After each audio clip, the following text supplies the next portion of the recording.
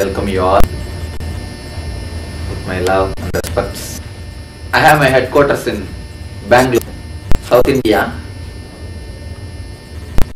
I am born in a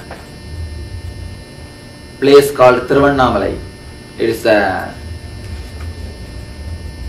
pilgrimage center of South India. The world's biggest Shiva temple is there. Shiva is the popular god worshipped by Indians, Hindus. If you heard of Ramana Maharishi, a great enlightened mystic who lived in this South India, he lived there. Any of you have heard about Ramana Maharishi? He lived there. He lived there more than 50 years.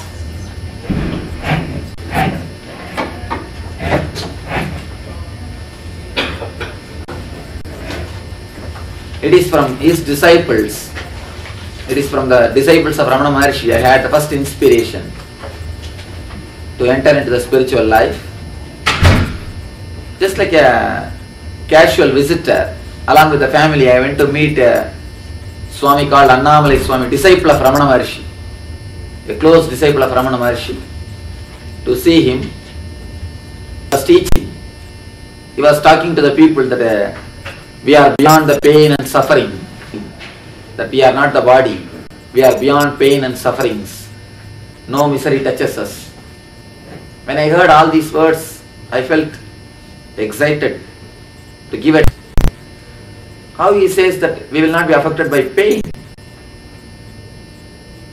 He says we are beyond pain. I went to the house and took a knife and cut myself to see whether we have pain or not. Still now the mark is there. Of course, I had a terrible pain. Not only the pain, the blows from mother. What have you done? What foolish things you have done? After having a first aid and the basic medical care, I went back to that Swami to complain. What is this? You taught that we don't have pain, and I went and cut myself and I had a terrible pain. Then he said, you have not understood in a proper angle. Please do this meditation, then you will understand. He gave me a small meditation technique. He asked me to find out the source of your thoughts. Find out source of your thoughts. From where thoughts are coming.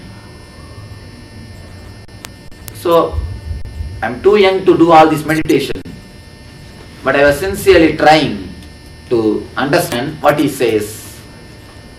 It took 2 years, continuous practice, or I can say, trying to practice that meditation technique on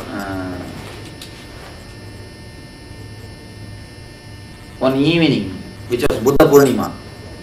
Buddha Purnima evening, when I was 12, in the evening day, I was sitting just under the hillock and trying to do the meditation. Suddenly, something has happened in my being.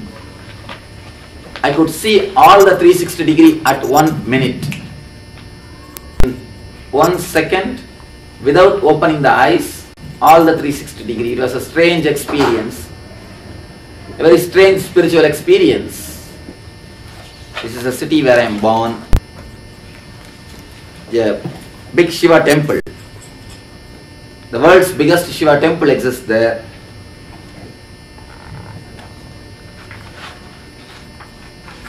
This is the age I had my first experience.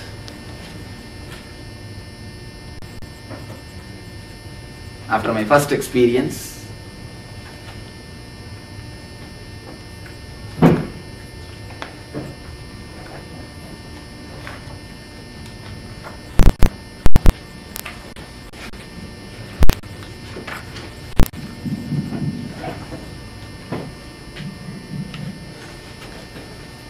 this is Annamalai Swami, the disciple of Ramana Maharishi.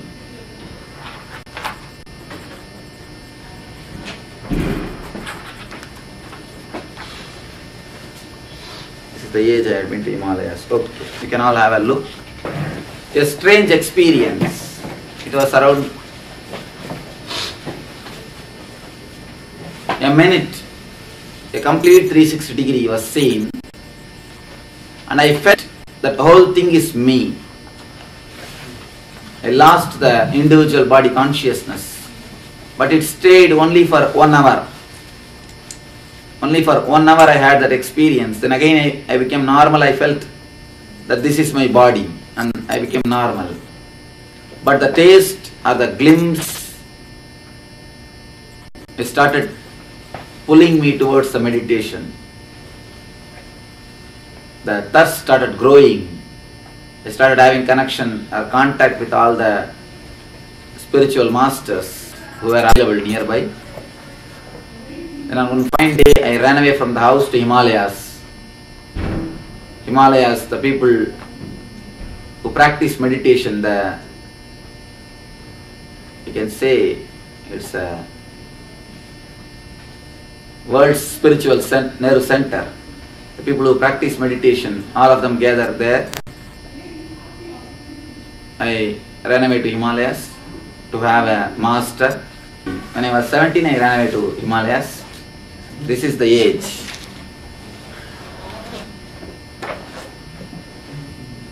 Himalayas.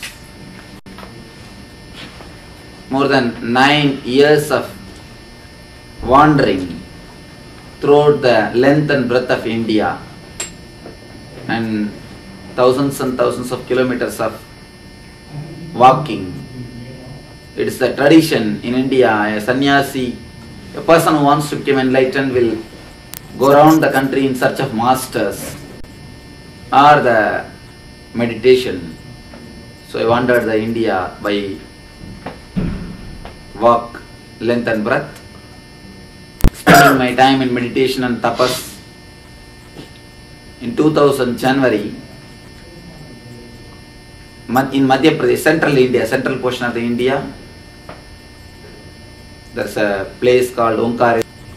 In that place, when I was staying and doing the tapasya, the last experience or the mindless state, which we may call enlightenment or energy, bliss, ecstasy, that has happened, which never left me from that day. So, after 2-3 years, again, after the enlightenment, again he started wandering. 1 year ago, people who have been healed or people who are enlightenment, they all gathered around to make a center to spread the meditation. It started in 2003 January in Bangalore, now which has got more than 200 centers around the world. Around the world, we have 200 centers by the grace of the Divine.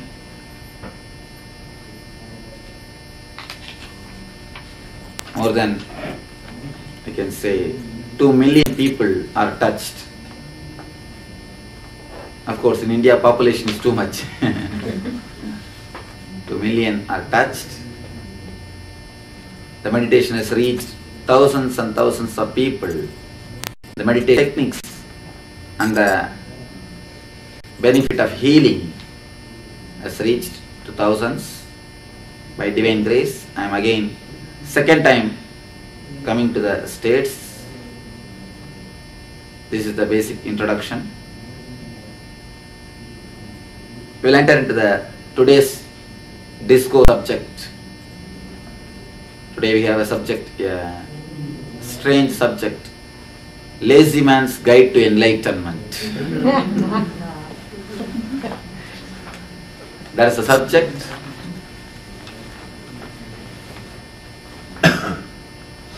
A small story from Ramana Maharishi's life. One man came to Ramana Maharshi, a great enlightened master who lived in this place, and he asked, what is the way to become enlightened? What is the way to achieve the spiritual knowledge? Can you just tell me what ritual, what technique I should practice? What mantra I should chant? What will be the proper way? What puja I should do? Puja means the worship I should do. What is the method? What is the way? What is the technique? Bhagavan, the master, replied in one word, just relax. That is the only word he said, just relax. The disciple is so sincere, he left everything, just relaxed in one place, in the outside of one house. He just started relaxing, not for 1 day or 2 days. He just relaxed so totally. More than 20 years he lived in that same place. And the beauty is, when the Bhagavan said, just relax, and when he decided to relax, the moment he became enlightened. The very moment he became enlightened. Bhagavan says, for lazy people there is no need for a guide to become enlightened. For lazy man, there is no need for a guide to become enlightened. There is no need to have a guide to reach the enlightenment. Even in laziness, we are not total. That is the problem. If you know how to be totally lazy, you can simply reach the enlightenment. Even in laziness, we are not total. We are off in everything. When we are off, when we are resting, we are off. When we are doing something in anything, we are only off. We are not total in anything. That is the problem.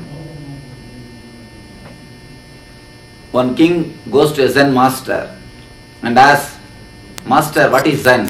What is meditation? The master says, Zen, it is nothing. When I feel hungry, I eat. When I feel like sleeping, I sleep over. That is what is Zen. Of course, difficult to understand for the logical mind. When I feel like sleeping, I totally rest. When I feel like eating, I totally eat. But what we do, when we eat, except eating, our mind will be there in everything. Just scan our life. When we eat, that is the time for our future. Or you bother about the past. If you eat, your wife or the spouse will be there to give some complaint. This is not there proper, that is not there, this is not happening, that is not happening. Somebody will be there around you to remind you. Except eating, we do everything when we eat. Same way when we sleep. When we sleep, we don't sleep totally. A man who sleeps totally will never have a dream. He can directly fall into the unconsciousness. When you are awake also, you are not totally awake. You have your own session of daydreaming. Continuous daydreaming is going on when you are awake. So naturally, when you lie down, the night dreaming will go on. Daydreaming and night dreaming are very closely related. Daydreaming means a continuously living either in the past or in the future. So as long as you have the daydreaming, you will have the night dreaming. So when you sleep, you don't sleep totally. When you are awake, you are not totally awake. When you eat, you don't eat totally. It is totality which leads to enlightenment. Whatever you do, when you are total, you naturally slip away from that. Mind means which makes the things off. Sanchala. Sanchala means continuously moving, which makes you continuously move from here to there, there to here, here to there, there to here. Wherever you may be, if you are in the house, you think of office. Once you are in the office, you think of the evening. Once you are back to the house, again you think of the weekend. Once you are enjoying your weekend in the beach, you are thinking of the office work. So wherever you are, wherever your body is, your mind is not. If your body is here, you can be sure your mind is not here. Except here, your mind can be anywhere else. Wherever we live, we are not total. When we are total, you simply slip from the mind, you reach the level of energy. Whenever you are not total, you move in the horizontal line. When you are total, you just fall vertically into the energy, into the consciousness. It is the totality which makes you slip into the divinity. It is the totality which makes you to feel the divinity. Bhagavan Ramana Maharshi says in one of his poems, "Oh, so easy, the self-realization is so easy, the self-knowledge is so easy. To have money, you need to work. To have name and fame, you need to work. To have relationship, you need to at least give your attention. But to have yourself, you don't need to do anything, just relax." But our mind, logical mind, never accepts it. Any achievement means you need to work according to your logic, according to your conditioning, according to your training. We always have a clear decision. If you have to achieve something, you have to work. That is the law. No. That is the way you are brought up. That is the way you understand. Achieving means working. Anything when you want to achieve, you have to work. With the same attitude, you try to look at the spirituality also. With the same attitude, when you try to look at the spirituality, you miss the whole point of it. You can do something about the work, you can do nothing about the relaxation. When you stop doing, only then relaxation can happen. In the West, I saw so many advertisements, the relaxation techniques. So many advertising brochures explaining about the relaxation techniques. I was amazed. How can you do something about relaxation? When you stop doing, only relaxation can happen. You can never do something to fall into sleep. Can you fall asleep? No. You can stop doing everything, then you may fall asleep automatically. You can never do anything about it. You can never fall asleep by your trial or by your active participation or by your work. The same way, relaxation or the knowledge, of course, you need to understand one thing. Whenever you relax from your mind, you fall only in energy, only in knowledge. Relaxation from the mind means it's enlightenment. So whenever you really want to relax from your mind, relax from your being, you can't do anything about it. You need to do only one thing, just relax. The beautiful quotation from Bhagavan, he says, even the work of your mind, the running of your mind is nothing but the work. It's nothing but the movement. Even you relax from that, when you relax from even that movement, you will see the reality.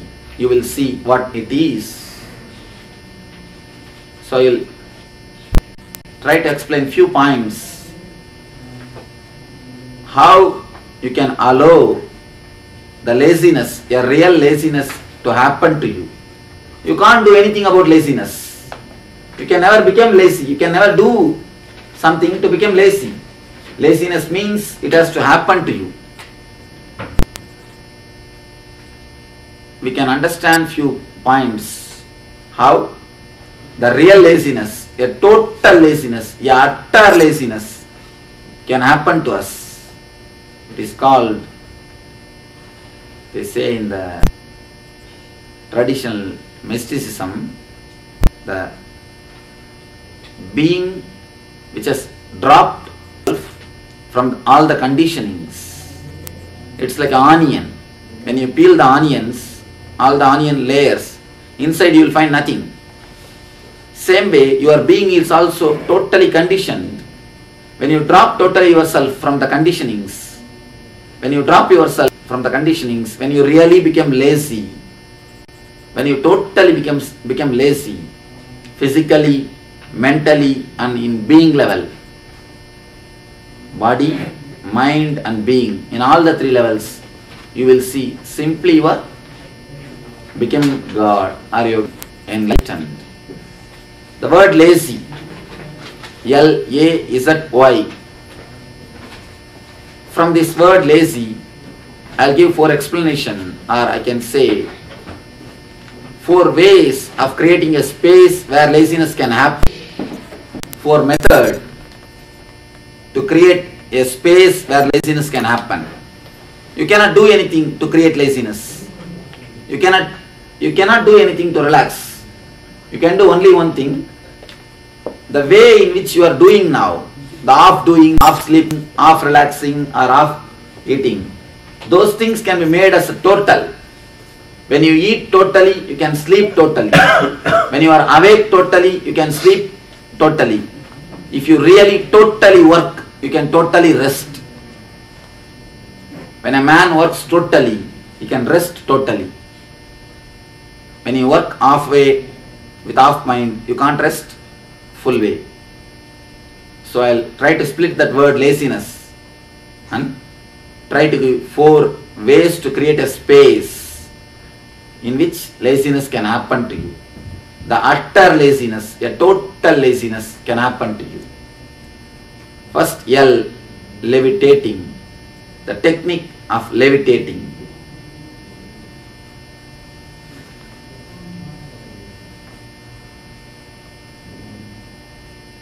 A small story.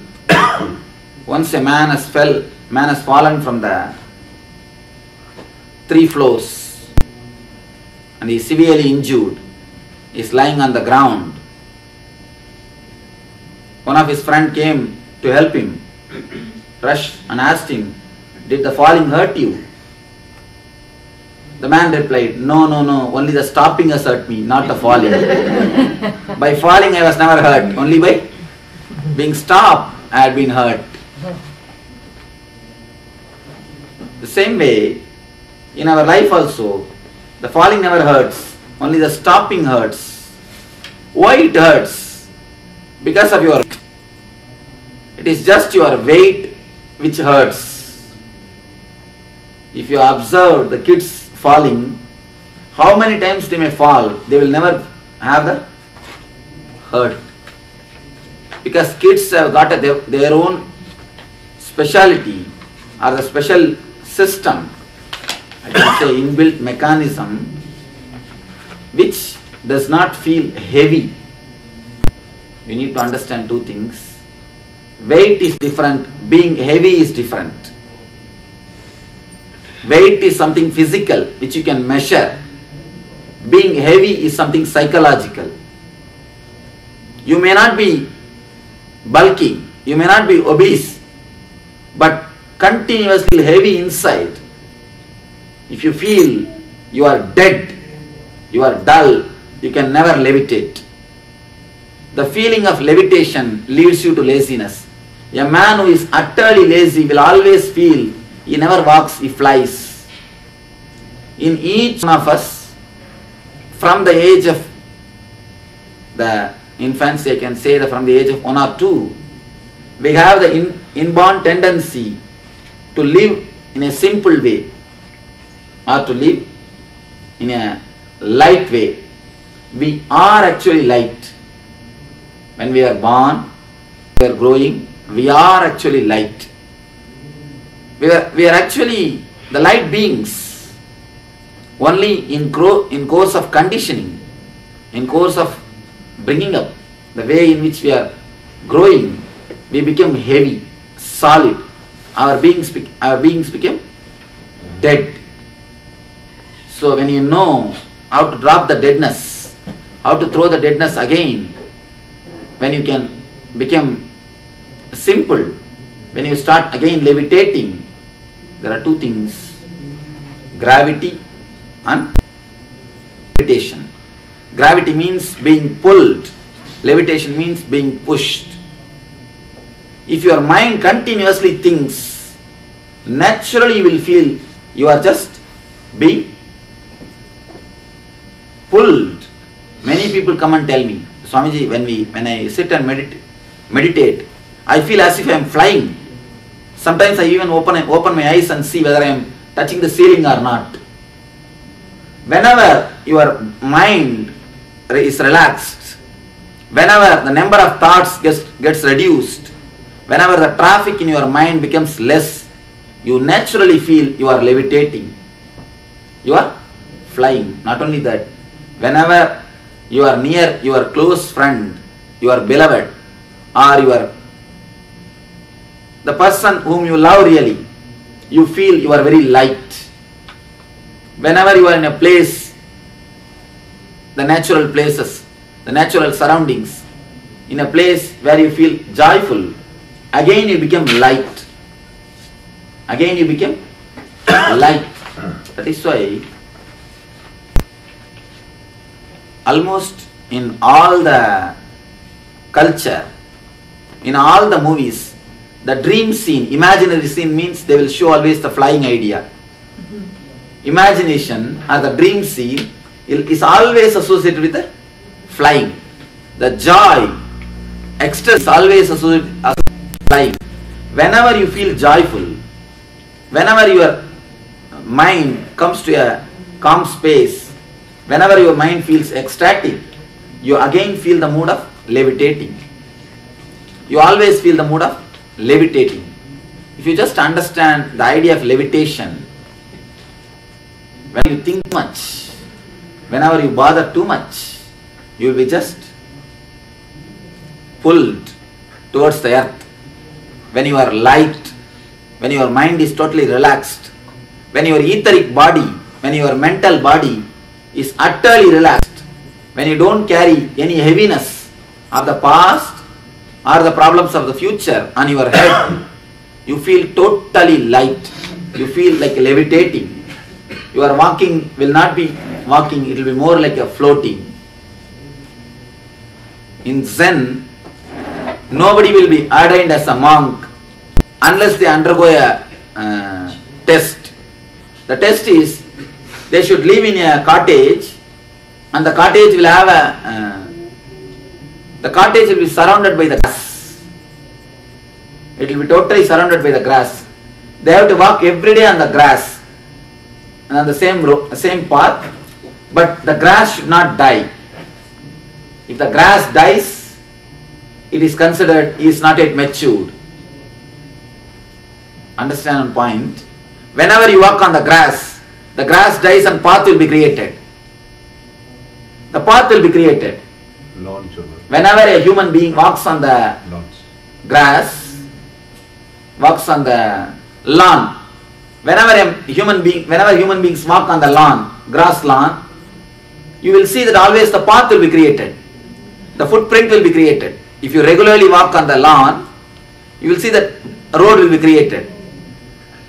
Never think it is created because of your weight.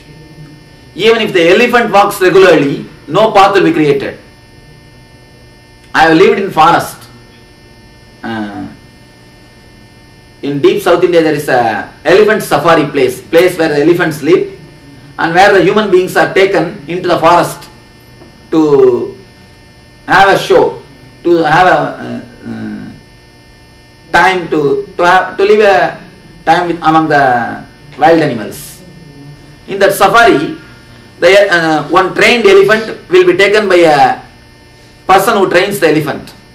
A trained elephant walks on the road, and just next to the elephant, the man also walks. Both of them use the same road for months together. The same road.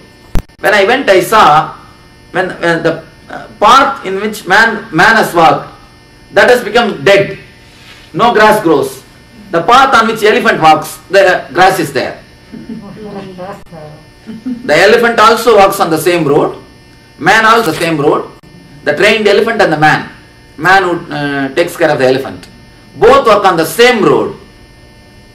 But the place in which elephant walks, there is no disturbance. Nature is there as it is.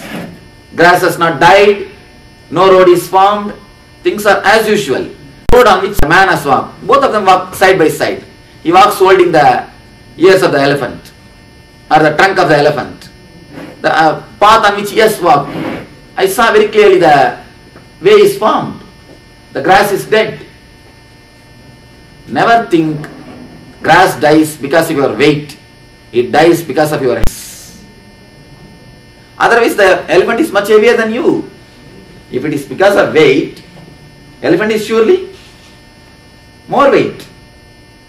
But the path on which the elephant walks, no grass dies. The path in which human beings walk, grass dies. It is never because of weight. It is because of heaviness. The weight in the etheric body. Your aura itself becomes so dull and dead. You are not anymore part of the nature. When you become dull, when you become heavy, you disconnect yourself from the nature. Human is the only animal who disconnected himself from the nature. A small story.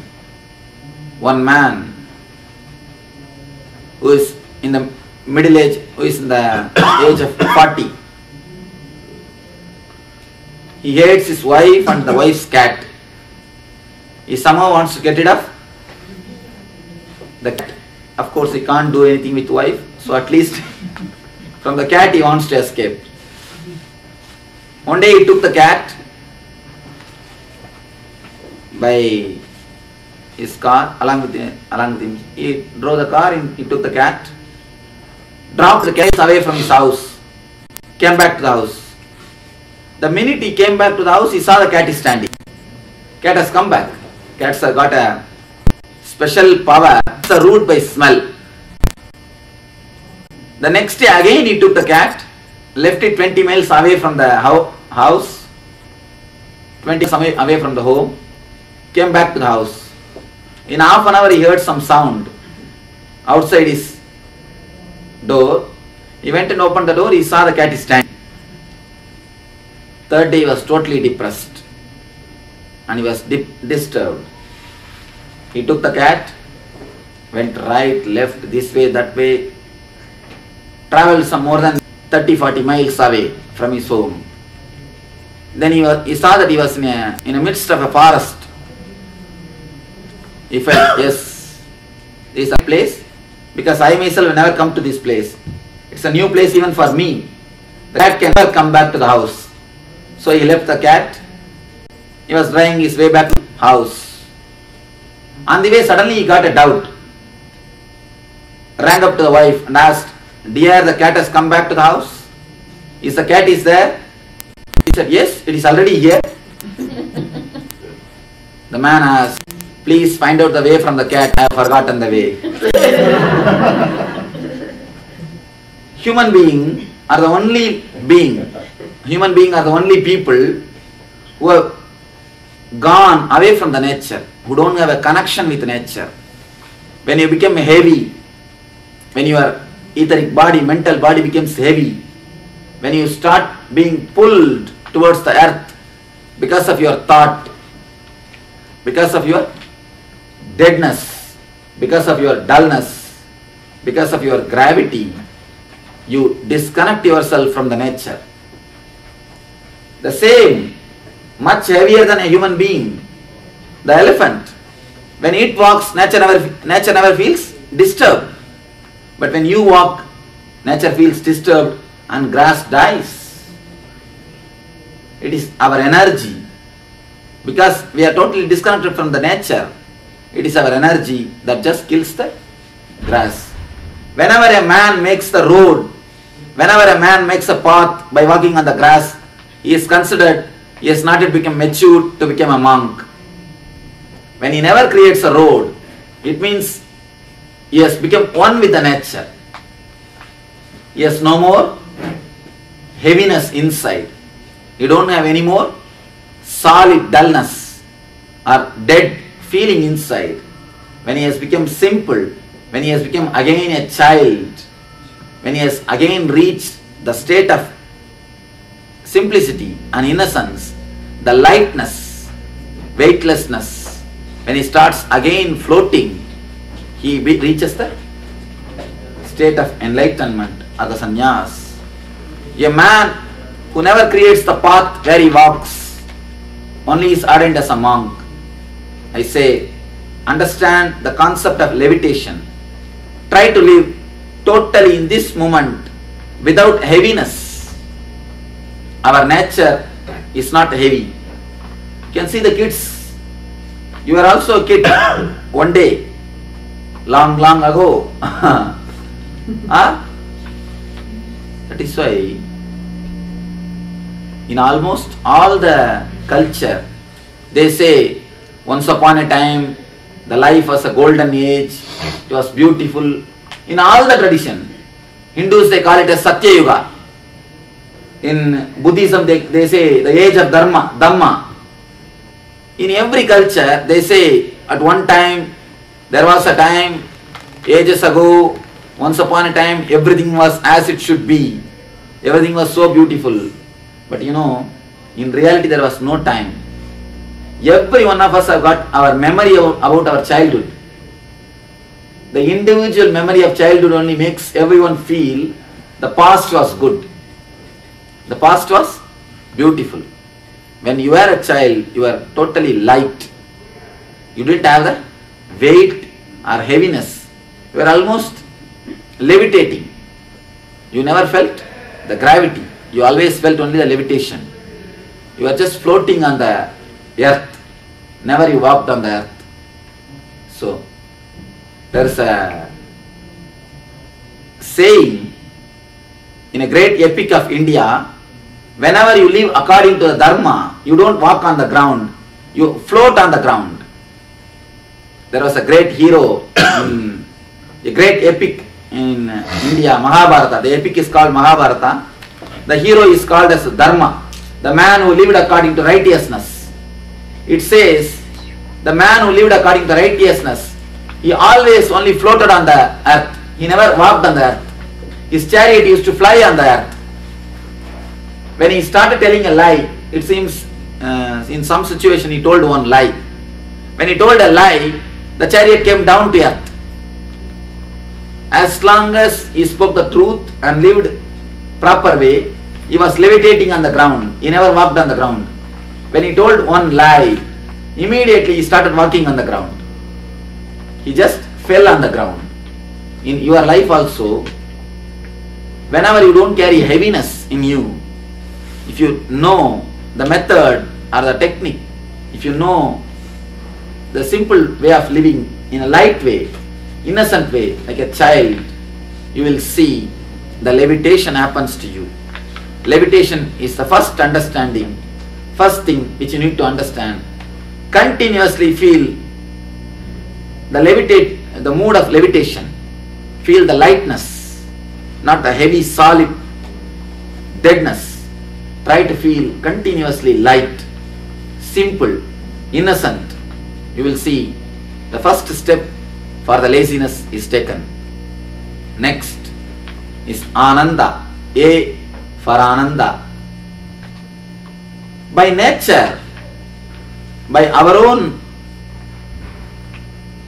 there is a word called Swarajya, our own kingdom, the self kingdom, our own quality, by the Svabhava, by your own being, by the nature of yourself, you are in ecstasy. It is just your trials, your methods to do something, your desire to do something, because of your aggressiveness, because of your activeness, you see, you always create some suffering. There is a beautiful saying by one of the mystics, never think because of you world is running, in spite of you it is running. We always have the feeling, because of us the world is running. Understand, 50 years ago you were not here. But do you think the world was not running? No, it was perfectly running. 50 years after you are not going to be here. You think the world is going to stop? It is going to perfectly run. So never think because of you world is running, in spite of you God is running. Just in spite of us the whole thing is happening. When you understand, not because of me, in spite of me, you will see the Ananda automatically happens. It is just our aggressiveness. We want to be in front of everything. We want to be there just to pose ourselves, just to present ourselves. It is our attitude to present ourselves in front which disturbs our ananda or our nature, our bliss.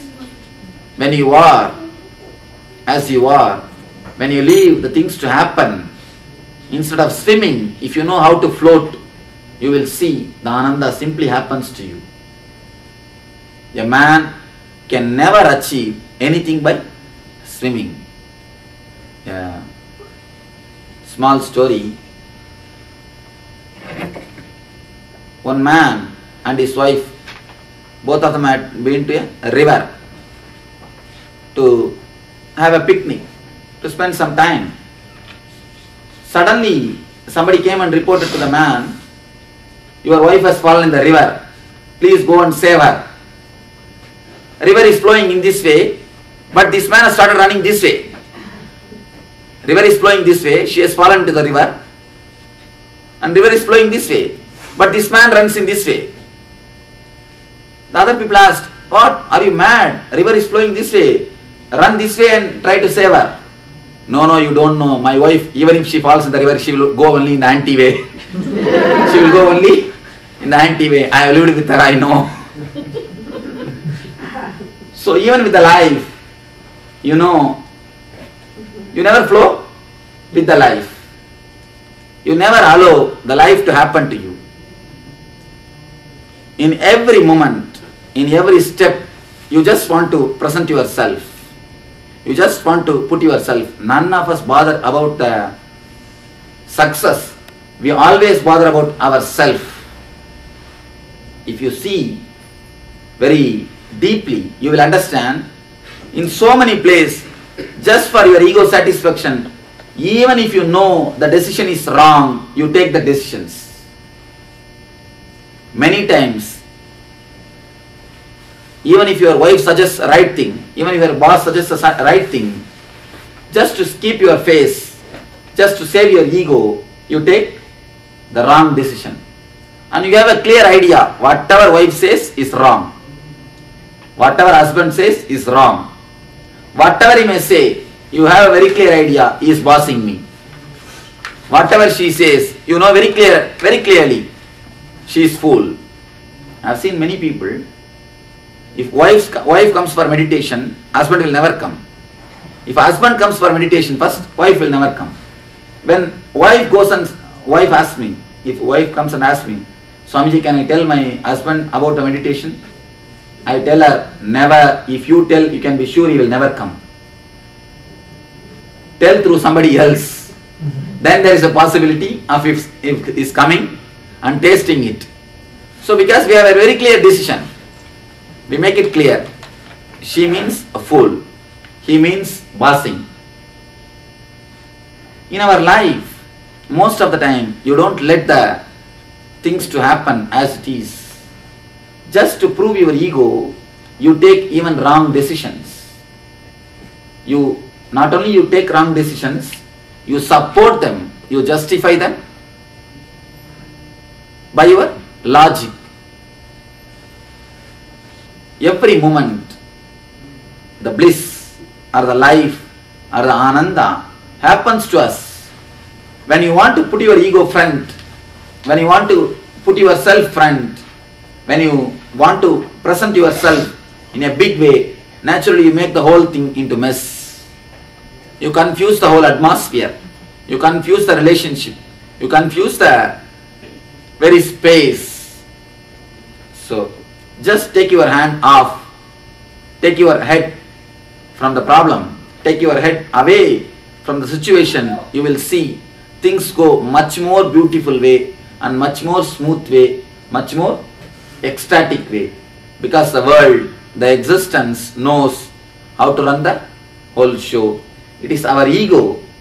Whenever you try to present your ego, whenever you try to be solid, you enter into the troubles. So, allow the ananda to happen to you. You will take the next step. Allow first the levitation to happen to you. Allow the ananda to happen to you. The third thing, zest, the spirit. We always have an idea, spirit is something anti-laziness. But I tell you, only a real lazy man can have a spirit. A man who is full of spirit, only he can be really lazy.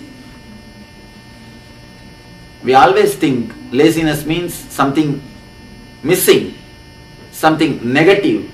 We have a very wrong, negative connotation for laziness. There is a beautiful saying from J. Krishnamurti. He says, a man who doesn't know how to get depressed can never know how to express. But we have a very anti feeling towards the depression. Depression means something missing or something lacking or something should not happen. But when you do not know how to totally get depressed, you miss one dimension of your life. When you don't, if you don't have a depression, be very clear, you miss one dimension of your life. If you don't know how to get depressed, I tell you honestly, you can never laugh. A man who can go to his peak, man who can go to his valley, only he can reach the peak. The man who never tasted the valley can never enjoy the peak. How deep you go, only that high you can fly. So, if you know really how to totally be lazy, utter laziness, only then you will see, you will have the zest or the spirit to live, the excitement to live. If you see in the kids, you can see, when they throw the toys, when they throw the things, they totally throw the things out and lie down. They are totally relaxed, utter relaxed. But when they wake up and catch the toys and start playing, nothing else can satisfy them. They want their toys, they want their things, they want everything. If you take away one small toy, they feel as if their life is taken away. They just shout. So much of spirit to live. And not only that, when they look at the world, when they look at the things, you see how life, how alive they are in their eyes. Actually, they live through their eyes. When they look at something, they totally enjoy just by the eyes. So alive, so spirited. And for everything they have some question. They have the inquisitiveness. For anything, they want to know, what is this? What is this? What is this? What is this? What is that? They have nothing, no inhibition, no conditioning. They have continuous spirit or the zest to live, to expand, to move further, to expand their boundaries again and again. They don't stop in some point. They just go ahead, ahead, ahead. Only when you become adult or so-called adult, only when you think you have become mature, you stop growing. When you think you become mature, in the spirit also you are half, in laziness also you are half. So have the zest to live continuously from the moment you get up from your bed to the moment you go to the bed. Just be alive, bubbling, vibrant. You will see you can have the utter laziness. Yeah, utter laziness can happen to you if you have the zest or the spirit to live, to expand. There is a proverb. Who is real man who knows or who lives in well-being? Health does not mean diseaselessness. Health means not only diseaselessness, a positive well-being also. There is a definition for the well-being. If you get up from your bed, early morning when you get up from your bed, your steps from the bed to the bathroom should not be like a steps, it should be more like a dance. Then you can understand you are well, you are healthy, you are perfectly alright.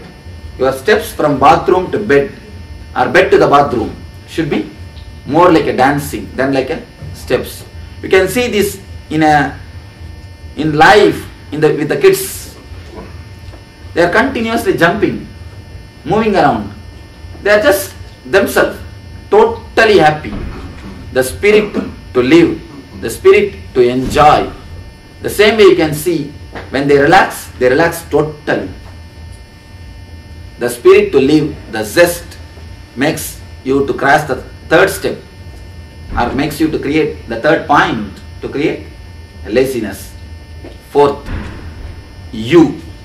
Why? For you. Be as you are.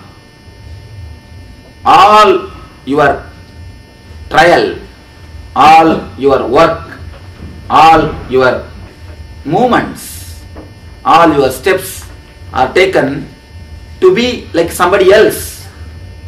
You dress up to look like somebody. You yearn to become like somebody. You work to be like somebody. In every step, you try to be like somebody. You try to imitate somebody. You try to become like somebody. When you decide, let me be myself, let me be as I am, you create the last space or the last step, last decision to create a real laziness in you. The laziness is enlightenment. The ultimate laziness is nothing but enlightenment. If you create these 4 steps, these are the 4 steps. L for levitating, A for Ananda, Z for zest, and Y for you. Be as you are. In our life, we have respect for everybody else except ourselves. Just sit with yourself for a few minutes alone, without TV or without a magazine, and find out how much you can, how long you are able to sit. Not more than few minutes. You want always something from outside, somebody to give company. Otherwise you say, I am feeling lonely. Loneliness is nothing but the fear to face yourself. That's all. I have seen in India, old people, they have no work. Everything else is settled. All responsibilities are over. From morning till night, they have nothing to do. But they can't keep quiet. They will read the same newspaper from first line to last line. Morning till evening, reading the same newspaper. They would have got married, their sons should have got married, their grandsons should have got married, but they will be reading the matrimonial columns. I have seen, they will be sitting and reading the matrimonial column. They can't sit with themselves. They have to have some outside things. So when you can really drop everything out and be with yourself, you have taken the last decision to be utterly lazy. So laziness is enlightenment. This is the lazy man's guide to enlightenment. So let you understand, let you digest, and let you enjoy this laziness, the real laziness, the ultimate laziness, and enter into the bliss, eternal bliss, Nitya Ananda. Thank you.